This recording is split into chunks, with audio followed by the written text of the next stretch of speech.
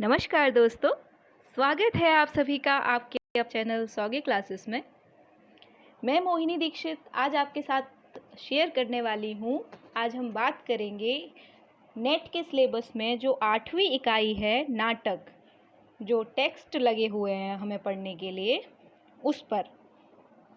तो दोस्तों, जिससे पहले मैं अंधेर नगरी शुरू करूं, जो हमारा पहला नाटक है, भारतेंदु जी ने जिसको लिखा था, उससे पहले हम एक बार नाटक को जान लेते हैं कि नाटक आखिर है क्या। क्योंकि कोई भी चीज़ हमें तभी समझ में आती है जब हमें पता हो कि ये कहाँ से उत्पन्न हुई, कितनी पुरानी विधा है, साहित्य में कब से है और इसका मूल्यांकन कैसे किया जा सकता है। ये सारी चीज़ें अगर हमें पता हो तो ये साहित्य के लिए भी, परीक्षा की दृष्टि से, हर दृष्टि से अच्छा होगा।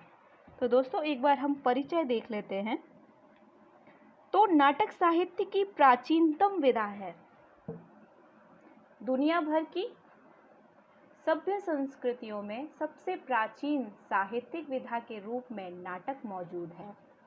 एक और त्रासदी नाटक का प्राचीनतम यूनानी रूप, जिस पर प्लेटो और अरस्तु जैसे दार्शनिकों के विचार मौजूद हैं, तो दूसरी ओर हमारे यहाँ काव्य शास्त्र पर प्राचीनतम ग्रंथ नाट्य शास्त्र, जो भरत मुनि के द्वारा लिखित ग्रंथ भी मौजूद है।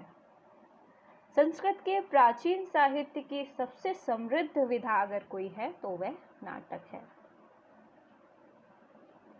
नाटक शब्द नट धातु से बना है, जिसका अर्थ है अभिनय। नाटक साहित्य की वह विधा है जिसका परीक्षण रंगमंच पर होता है और रंगमंच युग विशेष की जनरुचि और तत्कालीन आर्थिक व्यवस्था के आधार पर निर्मित होता है। अब रंगमंच के बदलाव का ये भी एक स्वरूप है कि जैसा कि कहा गया, रंगमंच जनरुचि और तत्कालीन आर्थिक व्यवस्था के आधार पर निर्मित होता है। तो एक समझने वाली बात है कि जब काल परिवर्तन होता है, समय थोड़ा बदलता है, तो जनरुचि में भी बदलाव आता है और आर्थिक स्थिति में भी बदलाव आता है। तो सहज रूप में हमारा रंगमंच भी बदलता है, जिसमें पुराने तत्वों में से कुछ चीज़ें जो अनावश्यक लगती हैं वो हटा दी जाती हैं और जो आज के चलन में है, नई चीज़ें, वो जोड़ दी जाती हैं। तो इस तरह से हमारा रंगमंच कुछ ना कुछ बदलाव लेके हमारे सामने, प्राचीन से जो अब हमारे बीच में रंगमंच है, वो थोड़ी बहुत बदलाव के साथ या फिर काफ़ी बदलाव के साथ हमारे बीच आज भी है। नाटक में अभिनय के जरिए विषय वस्तु को प्रत्यक्ष घटित होते हुए दिखलाया जाता है। इसी अर्थ में नाटक साहित्य की अन्य विधाओं से भिन्न है। मध्यकाल में लोकधर्मी नाट्य परंपराएं पूरे भारत में अनेक नाम रूपों में व्याप्त रही हैं। जैसे उत्तर भारत में लीला और रास और नौटंकी के नाम से हम जानते हैं कि वहाँ पर इस तरह से जैसे दशहरा होता है तो रामलीला का मंचन होता है जगह जगह। बड़े स्तरों पर भी ये होता है, छोटे स्तरों पर भी होता है। जब शादी विवाह या फिर कुछ शुभ कार्य घरों में होता है तो वहाँ पर नौटंकी का आयोजन किया जाता है। ऐसे ही मध्य भारत में जब हम देखते हैं तो राजस्थान में ख्याल नाम से ये लोक धर्मी नाट्य परंपरा देखने को मिलती है। गुजरात में भवाई नाम से, बंगाल में जात्रा के नाम से और बिहार में कीर्तनिया के नाम से, और महाराष्ट्र में ललित और दशावतार के नाम से भी ये परंपराएं हमें देखने को मिलती है। वहीं दक्षिण में यक्षगान के रूप में लोकनाट्य परंपरा बराबर जीवित रही है और आने वाले समय में भी जीवित रहेगी।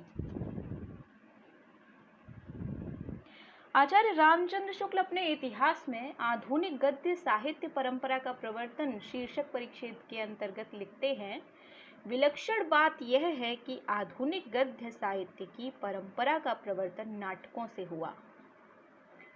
वहीं जब बच्चन सिंह अपना इतिहास लिखते हैं तो वो लिखते हैं कि विलक्षण बात तब होती जब आधुनिक गद्य साहित्य की परंपरा का प्रवर्तन नाटकों से नहीं होता।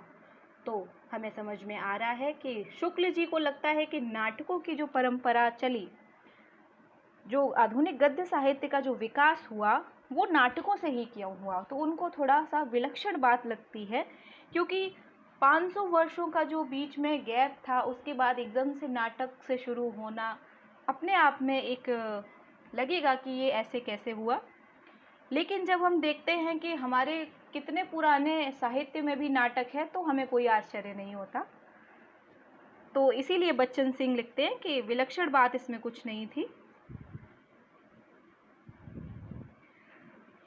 अब हमारे सामने है दोस्तों जो आपका सिलेबस है नेट का, उसमें कौन कौन से नाटक लगे हुए हैं और उनके प्रकाशन वर्ष क्या हैं, वो आपकी स्क्रीन पर है।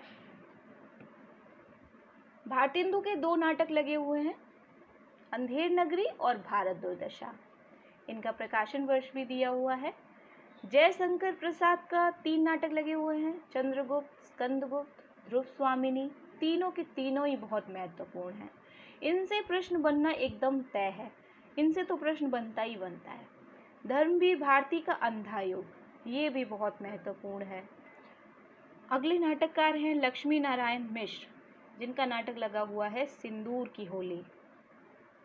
अगले हैं मोहन राकेश, इनके 2 नाटक लगे हुए हैं, आधे अधूरे और आषाढ़ का एक दिन। अगले हैं हबीब तनवीर, जिनका आगरा बाजार लगा हुआ है, 1954 में प्रकाशित हुआ था। सर्वेश्वर दयाल सक्सेना का बकरी 1974 में प्रकाशित हुआ था। शंकर शेष एक और द्रोणाचार्य 1977 में जो प्रकाशित हुआ था। और उपेंद्रनाथ अश्क, जिनका अंजो दीदी लगा हुआ है, जिसका पहला भाग तो 1954, दोनों ही भाग इसके साथ ही में शायद प्रकाशित हैं।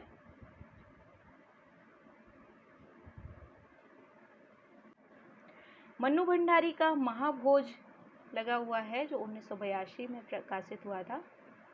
अब हम देखते हैं दोस्तों अंधेर नगरी। अंधेर नगरी नाटक भारतेंदु का प्रहसन नाटक है, जो पहली बार प्रकाशित हुआ था 1881 में। दोस्तों अंधेर नगरी की जो कथा वस्तु है वो आप एक बार देख लीजिए। मुझे पूरी उम्मीद है कि आप लोगों ने ये नाटक पढ़ रखा होगा, किसी ने बीए के स्तर पर, किसी ने एमए के स्तर पर, क्योंकि ये नाटक बहुत छोटा है और बहुत ही रोचक भी है, इसलिए सभी लोग इसको पढ़ लेते हैं। क्योंकि जयशंकर प्रसाद को पढ़ना थोड़ा मुश्किल होता है, जो लोग शुरू भी करते हैं तो वो सोचते हैं कि अरे कैसी भाषा है, छोड़ देते हैं। लेकिन अंधेर नगरी पढ़ने में मुझे नहीं लगता कि किसी को कोई भी उलझन हुई होगी, सबने पढ़ रखा होगा। जिन्होंने नहीं भी पढ़ रखा है तो वो एक बार मैं बता देती हूँ कि इसमें कथा क्या है। इसमें जो कथा है वो मुख्यतः एक राज्य की है, जो भ्रष्ट राज्य है, जो उसका राजा बिल्कुल ही मूर्ख है और उसी की मूर्खता के चलते राज्य की दशा बिल्कुल ही बेकार है, जहाँ पर बाज़ार में कोई नियम, कोई भी कानून नहीं है, बिल्कुल अंधाधुंध चारों तरफ मचा हुआ है, जिसका जो मन करता है वो करता है। बाज़ार की ऐसी हालत है कि हर चीज़ एक ही टके बिकती है, मतलब एक ही दाम में बिकती है। घी भी सेम उसी मूल्य में, सब्जी भी उसी मूल्य में, चूरन, चना, जो भी बाज़ार में बिकने वाली चीज़ें हैं, फल, मेवे, सब टके सेर में बिकता है। इस जो नगर है यहाँ पर 3 लोग आते हैं, महंत जी आते हैं, जिनके साथ 2 शिष्य होते हैं। एक का नाम है नारायण दास, दूसरे का नाम है गोवर्धन दास। तो जैसे ही पहुँचते हैं तो वो देखते हैं कि अरे बड़ा सुंदर नगर है, देखने में काफ़ी धनवान लगता है। तो गुरु कहते हैं कि देखो बेटा, कुछ भिक्षा विक्षा मिल जाए तो हम लोगों का, ठाकुर जी का भोग लगे और हम भी खाएं। तो वो अपने दोनों शिष्यों को भेजते हैं। गोवर्धन दास को पश्चिम की ओर जाने के लिए कहते हैं और वहीं नारायण दास को पूरब की ओर जाने के लिए कहते हैं। तो नारायण दास जो है वो वापस आ जाता है और बताता है कि गुरुजी बड़ा ही अंधाधुंध है, टके सेर में ही भाजी बिक रही है और टका सेर में ही खाजा बिक रहा है। जबकि गोवर्धन दास जाता है, भाव लेता है बाजार का और जो भिक्षा मांगी होती है उन पैसों से मिठाइयाँ खरीद लेता है खूब सारी, और गुरु के पास बड़ा खुश होकर पहुँचता है कि बड़ी अच्छी नगरी है, इतने कम पैसों में ही देखो इतनी सारी चीज़ें मिल गई हैं और सारी चीज़ें टका सेर ही हैं, तो यहाँ तो आराम से रहकर खाया जा सकता है पेट भर के। बाकी जगह तो भिक्षा इतनी मिलती नहीं कि पेट भरा जा सके। तो वो वहीं रह जाता है और उसके गुरु और नारायण दास चले जाते हैं। गुरु बहुत तरीके से समझाते कि बेटा ऐसी नगर में रहने का कोई फ़ायदा नहीं है, बहुत सारे कुछ भी दुर्घटना घट सकती है, जहाँ पे कोई नियम कानून नहीं है, बिल्कुल अंधाधुंध मचा हुआ है, ऐसी जगह एक क्षण भी नहीं रहना चाहिए, तो तुम भी चलो मेरे साथ। लेकिन गोवर्धन दास जो है वह थोड़ा लालची है, वह जाता नहीं है, वह वहीं रहता है। फिर अगली जो दिखाया जाता है दृश्य वो राजसभा का है कि राजा बिल्कुल धूर्त है, राजसभा में ही शराब पी रहा है बैठ के, और उसे कुछ बोलो तो कुछ समझ आता है। फरियादी आता है एक फरियाद लेके कि मेरा न्याय करो, मेरी बकरी दीवार गिर जाती है तो उसके नीचे दब के मर गई है, तो मेरा न्याय करो। राजा कहता है बिल्कुल करेंगे। और जिसका भी नाम लेता जाता है, जो भी इंसान, क्योंकि वहाँ के नगरवासियों को पता था कि राजा तो बिल्कुल ही मूर्ख है, तो जो बकरी जिसकी मरती है वो फरियाद करता है, तो दीवार को कहता है राजा दीवार को बुलाओ। जब दीवार नहीं आती, आने लायक नहीं होती, ईंट चूने की तो कहती है उसके मालिक को बुलाओ। मालिक जब आता तो कहता है मेरी गलती नहीं है, मिस्त्री ने ऐसी बनाई तो गिर पड़ी, मिस्त्री को बुलाओ। मिस्त्री को जब बुलाया जाता तो वो कहता है कि चूने में पानी ज़्यादा मिला दिया था, उसको बुलाओ। उसको जब बुलाया जाता तो वो कहता है जिसने मशक बनाई थी तो उसने बहुत बड़ी बना दी थी, उसमें पानी बहुत आ गया इस वजह से। तो इसी तरह से क्रम चलता है, और जो अपराध का जो है अपराध वो आकर टिक जाता है कोतवाल पर। कोतवाल को फांसी पर चढ़ाने के लिए ले जाते हैं। वहाँ पर फांसी के फंदा जो है वो ऐसा बनता है कि किसी मोटी गर्दन में पड़े, और कोतवाल होता है पतला। तो वहाँ पर समस्या फिर खड़ी होती है कि किसको फांसी दे, फंदा तो मोटा बना है। तो राजा युक्ति देता है कि किसी भी मोटे व्यक्ति को पकड़ लो, राज्य से उसको चढ़ा दो, हो जाएगा न्याय। तो राज्य में कोई भी मोटा नहीं होता है। ये गोवर्धन दास जो लालच में आकर यहाँ पर रह रहा था, उसको पकड़ लेते हैं कि एक तो महंत है और मोटा है, इसी को ले चलो। तो सारे सेवक वगैरह उसी को पकड़कर ले जाते हैं। उसके गुरु ने जाते हुए कहा था कि बेटा कोई मुसीबत आए तो मुझे याद करना, मैं आऊँगा। तो वो अपने मुसीबत के क्षणों में अपने गुरु को याद करता है कि गुरुजी मुझे बचा लो, ऐसे तो मैं मर जाऊँगा। और बहुत रोता है, गिड़गिड़ाता है, लेकिन सेवक नहीं सुनते, उसको ले जाते हैं। जब फांसी देने ही वाले होते तब उसके गुरु आ जाते हैं वहाँ पर, और उसके कान में एक योजना बनाते हैं और आपस में लड़ने लगते हैं कि मैं फांसी चढ़ूँगा। तो राजा पूछता है कि ये क्या गोलमाल है, दोनों ही फांसी चढ़ने के लिए रेडी है, अभी तो एक भी नहीं तैयार था, ऐसे कैसे। तो गुरु कहता है कि महाराज अभी ऐसी साइट है कि अभी जो भी फांसी चढ़ेगा वह सीधा स्वर्ग में जाएगा। तो राजा कहता है ऐसा तो सिर्फ मुझे ही मिलना चाहिए, सीधे स्वर्ग में जाने का मौका, ऐसे तो किसी को नहीं मिलता। तो मंत्री कहता है मैं चढ़ूँगा। राजा कहता है चुप हो जाओ सब, मैं चढ़ूँगा फांसी। तो इस तरह से राजा फांसी चढ़ जाता है, और अंधेर नगरी का जो राजा है, चौपट राजा, उसका समापन होता है। तो ये थी इसकी कथा। अब हम इसके बारे में तथ्य देख लेते हैं, क्योंकि दोस्तों जो प्रश्न बन रहे हैं, पिछले वर्ष जो प्रश्न आए थे वो नाटक से ये नहीं है कि सिर्फ कथा से रिलेटेड पूछेंगे या फिर कि सिर्फ पात्रों के बारे में पूछेंगे। संवाद भी पूछ रहे हैं, तथ्य भी पूछ रहे हैं, अंक भी पूछ रहे हैं कि किसी नाटक में कितने अंक हैं, कोई अंक है तो उसमें कितने दृश्य हैं, अंतिम दृश्य कौन सा है, पहला दृश्य कौन सा है, विकास कौन से क्रम में हुआ है, इस तरह के प्रश्न बन रहे हैं। तो सिर्फ कथा पता होने से हमारा काम नहीं चलेगा, हमारे प्रश्न नहीं बनेंगे। उत्तर हमारे तभी सही बनेंगे जब हम हर एक नाटक की कथा को अच्छे से पढ़ के और उनके जो छोटे छोटे तथ्य हैं वो साथ में लिखते जाएं, नोट्स बनाते जाएं, तो हमारे सारे प्रश्न सही होंगे। इस नाटक में कुल 6 अंक हैं। पहला अंक है जिसमें स्थान ब्रह्म प्रांत बताया गया है। दूसरे अंक में स्थान है बाजार का। तीसरे अंक में है जंगल का। चौथे अंक में है राजसभा, और 5वें अंक में है अरण्य का, और छठा अंक में है शमशान का। इस पर प्रश्न बन चुका है कि पिछले पेपर में आया था, पिछले वर्षों के जो पेपर हैं उनमें आप देखेंगे तो आपको मिल जाएगा कि अंधेर नगरी के अंतिम नाटक में कौन सा दृश्य, अंतिम अंक में कौन सा दृश्य है, तो शमशान का है।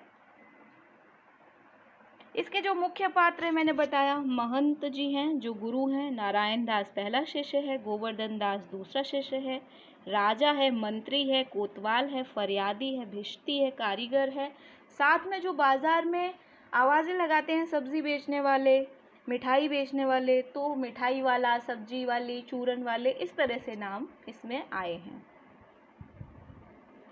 महत्वपूर्ण तथ्य ये है, प्रश्न बन सकता है इससे, गोवर्धन दास पश्चिम की ओर जाता है।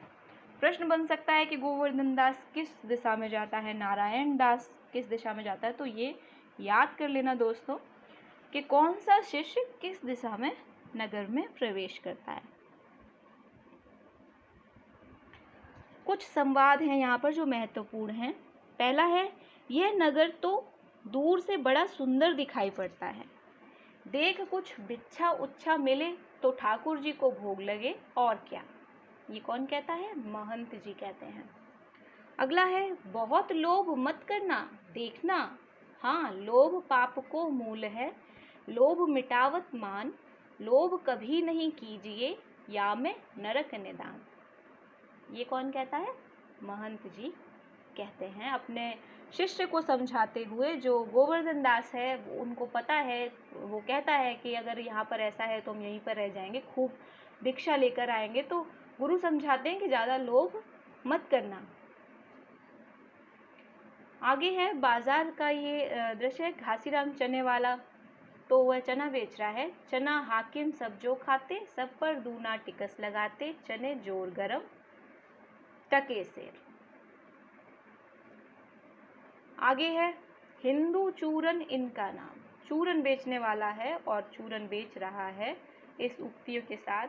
हिंदू चूरन इसका नाम, विलायत पूरन इसका काम, चूरन जब से हिंद में आया इसका धनबल सभी घटाया, चूरन ऐसा हट्टा कट्टा कीना दांत सभी का खट्टा, चूरन अमले सब जो खावे, दूनी रिश्वत तुरंत पचावे। ये कौन कहता है? पाचक वाला। चूरन साहिब लोग जो खाता, सारा हिंद हजम कर जाता, चूरन पुलिस वाले खाते, सब कानून हजम कर जाते। अगला जो संवाद है वो है, जात ले जात टके सेर जात, हम अभी अपनी जात बेचते हैं, टके के वास्ते ब्राह्मण से धोबी हो जाएं और धोबी को ब्राह्मण कर दें, टके के वास्ते झूठ को सच करें, टके के वास्ते ब्राह्मण से मुसलमान, टके के वास्ते हिंदू से क्रिस्तान, वेद धर्म कुल मर्यादा सच्चाई बढ़ाई, सब टके सेर, लुटाए दिया अनमोल माल। ये कौन कहता है? जात वाला, जो कि ब्राह्मण है और दूसरे अंक का ये संवाद है। सेत मेत सब एक से, जहाँ कपूर कपास, ऐसे देश कुदेश में कबहु न कीजे वास, कोकिल वायस एक सम, पंडित मूर्ख एक, इंद्रायन दाड़िम विषय, जहाँ न नेक विवेक। ये कौन कहता है? ये दोहा है और तीसरे अंक में कहा गया है और स्थान है जंगल। तीसरे अंक का स्थान जो जंगल है उसका ये संवाद है।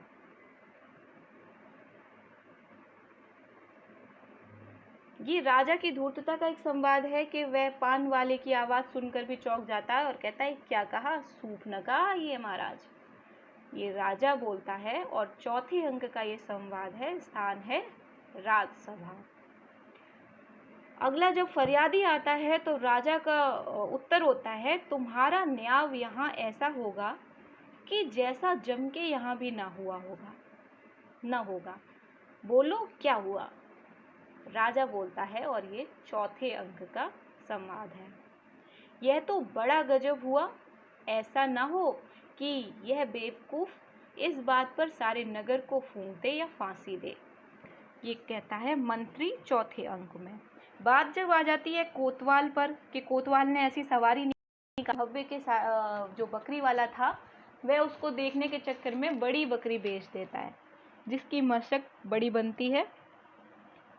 तो और कोतवाल का जवाब होता है कि मैं नगर की व्यवस्था देखने के लिए निकला था, कुछ ऐसे घूमने या सैर सपाटे के लिए नहीं निकला था। तो मंत्री बेचारा डर जाता है कि कहीं ऐसा ना हो कि अब तो शहर के ऊपर आ गया, पूरे नगर के ऊपर आ गया आरोप, तो कहीं पूरे नगर को ही ना फांसी लगा दे, चढ़वा दे ये राजा।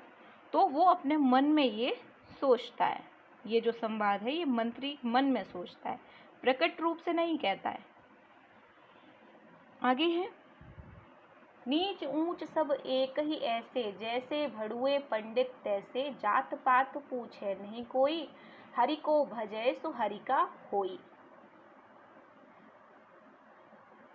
ये जो पंक्तियां हैं जो आपको दिख रही हैं, वैस्या जोरू एक समाना, बकरी गऊ एक करी जाना, सांचे मारे मारे डोले, छली दुष्ट सिर चढ़ चढ़ी बोले, सांच कहे ते पनही खावे, झूठे बहुविध पदवी पावे, धर्म अधर्म एक दर्शाई, राजा करे सो न्याव सदाई, भीतर स्वाहा बाहर सादे, राज करही अमले अरु प्यादे, अंधा धुंध मच्यो सब देसा, मानहु राजा रहत विदेसा। ये पंक्तियां हैं 5वें अंक की और स्थान है अरण्य का। इन पंक्तियों से हमें समझ में आ जाता है कि नगर की क्या दशा है और सत्ता किस प्रकार की है, क्योंकि ये प्रहसन नाटक है भारतेंदु का और बहुत ही महत्वपूर्ण नाटक है। तो इनके संवादों को हम बहुत ही ध्यान से समझेंगे। भगवान को जवाब राजा देगा, हमको क्या मतलब, हम तो हुक्मी बंदे हैं। ये कहते हैं 5वें अंक से है ये पंक्ति, स्थान है अरण्य। जब आ जाते हैं सिपाही गोवर्धन दास को ले जाने, तो गोवर्धन दास कहता है कि महंत को फांसी पर चढ़ाकर क्या भगवान को जवाब दोगे? तो वो कहता है हम क्यों देंगे जवाब, राजा देगा।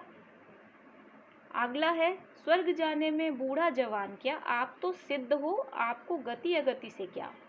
ये कहता है गोवर्धन दास जब उसके गुरु आ जाते हैं और आपस में एक छोटी सी योजना बनाते हैं, आपस में लड़ने लगते हैं कि मैं चढ़ूंगा फांसी, मैं चढ़ूंगा। तो गोवर्धन दास की उक्ति है ये कि स्वर्ग जाने में बूढ़ा जवान क्या, आप तो सिद्ध हो, आपको गति अगति से क्या।